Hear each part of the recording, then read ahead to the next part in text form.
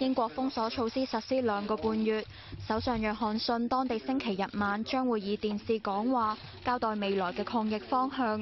外界原本以為係解封好消息，英國傳媒報道政府冇定解封嘅確實日期，但會公布重啟經濟活動嘅路線圖。星期日《泰晤士報》報道，約翰遜將會表明英國只會緩慢地解封，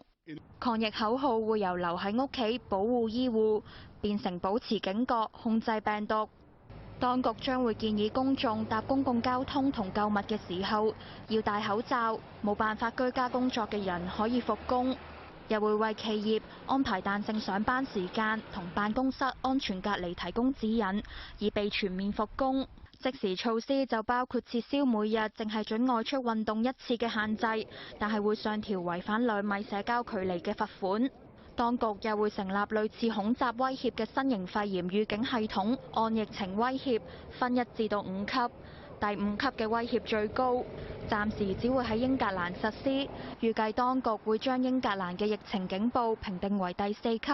淨係邁向低1級嘅第3級。運輸大臣夏博斯鼓勵民眾日後解封之後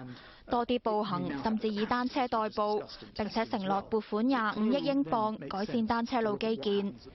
佢冇否認有報道話政府計劃要求所有入境嘅人士自行隔離2個星期。有政府專家顧問就警告，如果解封措施太急進，年底時英國全國因為疫情而死嘅人或者會攀升至到10萬。